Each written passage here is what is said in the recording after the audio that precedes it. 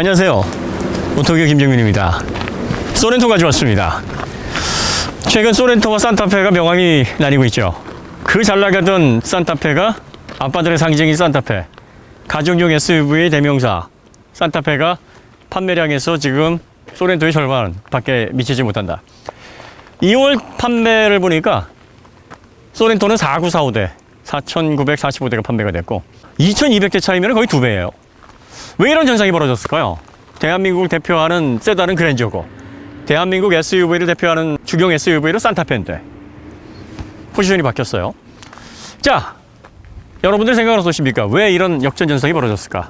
현 PD는 그 이유를 뭐라고 생각하십니까? 디자인이 가장 크다고 생각합니다. 디자인. 예, 디자인 얘기가 많아요. 디자인 하면은 또 현대 이상엽 전무님이 또 가슴 아프시겠네. 소나타 라인도 정지를 했다.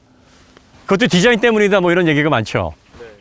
디자인이 너무 어류 성애자가 있지 않는가 뭐 이런 얘기도 나오고요. 어쨌든 산타페는 페이스리프트인데 풀체인지의 버금가는 변화를 가지고 탄생을 했습니다. 사실 면면을 뜯어보면 파워트레인이나 내장은 풀체인지가 아니에요. 전형적인 페이스리프트가 많은데 플랫폼이 바뀌었어요. 플랫폼이 2세대, 3세대로 바뀌었고 휠 베이스가 약간 그래서 바뀌었죠. 이런 변화가 이전에 없었다. 맞기는 합니다. 맞기는 한데 뭐 그걸 제외하고는 뭐 딱히 전면부 디자인 디테일 몇 가지 외에는 본질적인 측면에서는 변화가 없었는데 아무래도 소비자들은 너무 큰 기대를 했는데 실상을 보니까 뭐 예전에 페이스리프트 이전 산타페 아니야? 뭐 실망을 하게 되죠. 최근에 혼다가 3단계 자율주행 한다고 했는데 그 3단계 자율주행이 어떻습니까?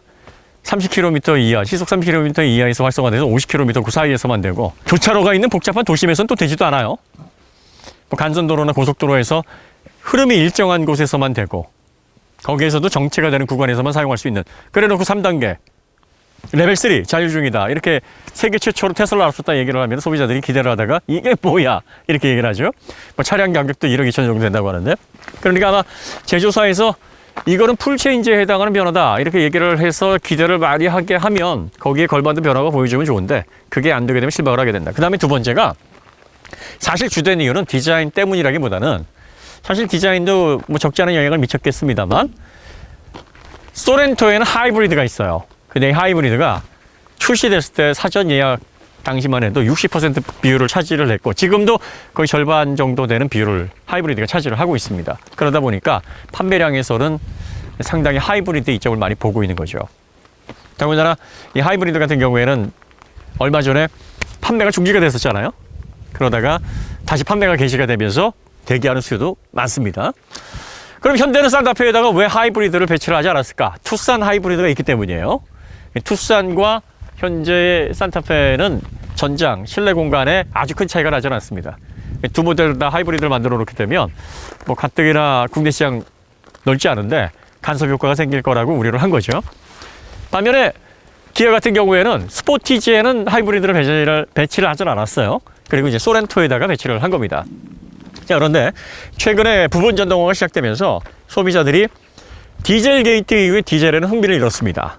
첫 번째는 디젤은 사용하면 사용할수록 뭐 오염물질을 배출할 수 있는 확률이 높아지니까 뭐 DPF라든지 SCR 이런 그 촉매 장치들의 성능이 열화가 내릴 수 있으니까 뭐 이런 것들에 대한 우려도 좀 있습니다만 그것보다도 소렌토를 중심으로 해서 이제 엔진 오일이 증가하는 문제. 이것도 DPF에서 후분사로 PM을 연소시키기 위해서 후분사되는 게 다시 역류로 해서 크랭크 케이스로 내려가서 생겨. 그래서 오일량이 증가하는 이슈거든요. 뭐 이런 문제들도 있고요. 그 다음에 이제 국내에서 디젤이 각광을 받으면서 운영이 된 지가 한 10년 정도 지났습니다.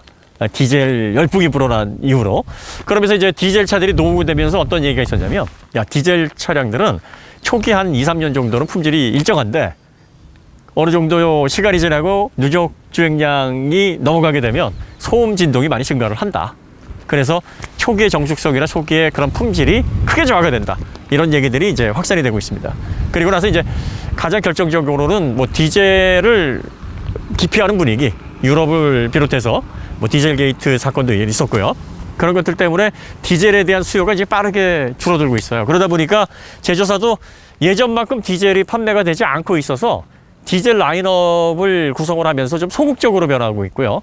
가격 차이도 사실 크게 많이 줄어들고 있습니다. 지금 소렌토 같은 경우에는 네 트림에는 디젤을 선택을 할 수가 있는데 가장 고급인 그래비티에는 디젤을 선택할 수 없어요. 가솔린만 운영을 하고 있습니다. 그러니까 대부분의 소비자들이 하이브리드 아니면 가솔린 터보 엔진을 탑재한 모델로 가고 있는 추세라는 것을 의식하는 거죠.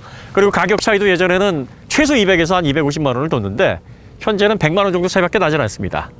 그러니까 소비자들이 그 정도밖에 차이를 두지 않아야 디젤을 짚는 그런 인식이 지금 전반적으로 시장을 지배하고 있다. 이렇게 분석을 하는 것 같아요. 어쨌든 소렌토가 현재 대한민국을 대표하는 패밀리 SUV, 아빠들의 대표 주자가 되고 있습니다. 이게 디자인 때문인지 아니면은 하이브리드라는 주경 SUV에서는 그동안 경험하지 못했던 상품성 때문인지 아니면 기아가 상품 구성을 기가 막히게 해서 산타페를 앞지를 수 있을 만큼 상품성을 보여준 건지 아니면 산타페를 그만큼 못하는 건지는 모르겠습니다만 현재 그림은 그렇게 나오고 있습니다. 이 모델 같은 경우는 가장 저렴한 모델이 트렌디 트림인데 개소세 3.5% 적용을 하게 되면은 2,925만 원입니다. 2,925만 원에 281마력 최고 출력 그리고 최대 43kg 푸스미터에 2.5 가솔린 터보 엔진을 탑재한 4.8m가 넘는 주경 SUV를 살 수 있다. 가성비가 굉장히 좋아요. 이 정도 가격대면은 뭐 다른 경쟁사 수입차에서는 찾아볼 수 없는 가격대인데 문제는 옵션 제약이 너무 많다는 거지. 가장 기본적으로 크렐 오디오 좋아하시는 분 선택 못합니다. 그 다음에 파노라마 선루프 안 됩니다. HUD 안 돼요. 그리고 또 하나 안 되는 게 있죠. 스마트 커넥트 그거 안 됩니다. 스마트 커넥트에 빌트인 캠과 보조 배터리 그리고 디지털 키 이런 옵션들이 들어가죠. 그러니까 뭐 편리하게 사용할 수 있는 첨단 기능이 들어가 있는 것들은 좀 안 된다. 뭐 HUD 같은 걸 선택하지 말아라. 반면에 그 외의 옵션들은 선택이 다 가능합니다. 10.25인치 유보 내비게이션. 디스플레이 같은 경우에는 그 제조사에서 규격으로 쓰는 게 10.25인치와 10.3인치. 뭐 10.3인치라고도 하고 10.25인치 베젤 어떻게 쓰느냐에 따라 다르네. 요 두 규격을 가지고 있는데 지금 이 모델 같은 경우에는 서브 디스플레이 그러니까 클러스터 외의 모니터에는 10.25인치 디스플레이를 사용을 하고 있어요. 이거 산타페도 마찬가지인데 최근에는 12.3인치 더 큰 모니터를 사용을 하고 있는 추세에 비하면은 신모델인데 약간 좀 그건 아쉽죠. 자, 그 다음에 기아의 특징 중에 하나가 뭐냐면 드라이브 와이즈가 옵션으로 빠진다는 거예요. 드라이브 와이즈는 항상 기아에서는 에이다스는 기본적으로 들어가서 차선 이탈 방지라든지 뭐 그 외 안전 사양들은 기본으로 들어가는데 전방 추돌 방지, 후측방 추돌 방지 그리고 고속도로 주행 보조 이 기능들은 다 따로 빠져 있습니다. 이거는 돈을 주고 구입을 해야 됩니다. 보통 현대자동차에서는 이 옵션이 뭐 기본으로 들어가야 되는 게 아니냐 해서 일정 트림으로 들어가게 되면은 최하 트림이나 뭐 두 번째 트림까지는 없더라도 중간 트림에서부터는 기본으로 들어가는데 이 기아 자동차 같은 경우에는 그래비티까지도 이걸 돈을 주고 사야 돼요. 그래서 이런 부분들은 조금 옵션 정책이 있어서 좀 특이한 기아만의 컬러입니다. 그러니까 기아는 아무래도 이런 부분들에 있어서는 비용을 받고 하되 뭐 그 외에 다른 부분에 있어서의 뭐 제약은 좀 더 덜 두는 뭐 그런 전략들을 펴고 있어요. 여러분들이 이 소렌토 같은 경우에는요, 저희가 처음 영상을 만들 때부터 어떤 식으로 말씀을 드렸냐면 이 트렌디 트림을 아예 그냥 깡통으로 구입을 하시고 여기에 10.25인치 유보 내비게이션과 그리고 드라이브 와이즈 딱 요 정도만 집어넣고 아예 가성비로 접근을 하는 게 좋지 않을까. 그렇게 해서 만약에 운영을 하게 되면 3천 초반대에도 이 2.5 가솔린 터보 281마력의 준수한 성능을 갖추고 있는 4.8m가 넘는 SUV 선택이 가능하니까 정말 훌륭한 구성이다 이렇게 보여지고요. 그 다음에 옵션 욕심이 좀 있으신 분들은 어쩔 수 없습니다. 뭐 현대든 기아든 최소 시그니처까지는 가셔야 돼요. 그러니까 시그니처에서 굳이 그래비티까지 가실 필요는 없는데 시그니처까지 가시면 이제 나파 가죽 시스터부터 웬만한 기본적인 옵션들은 거의 다 들어갑니다. 시그니처가 출고가가 3,800만 원 정도 되죠. 3,800 약간 안 되죠. 예. 그리고 그래비티는 3,900만 원이 약간 안 됩니다. 100만 원의 차이는 그래비티에 해당하는 디자인 요소가 좀 들어가고요. 몇 가지 가죽 시트도 약간 좀 달라요. 그래비티에는 그래비티 전용 시트가 들어갑니다. 이런 차이들이 있어요. 그러면 시그니처에서도 필요한 옵션이 이제 HUD 빠지면 서운하니까 HUD 들어가야죠. 크렐 오디오 들어가야죠. 또 드라이브 와이즈 들어가야죠. 파노라마 선루프. 또 사륜구동이 230만 원인데 이 사륜구동은 뭐 필요에 따라서 넣고 빼고 하시면 되니까요.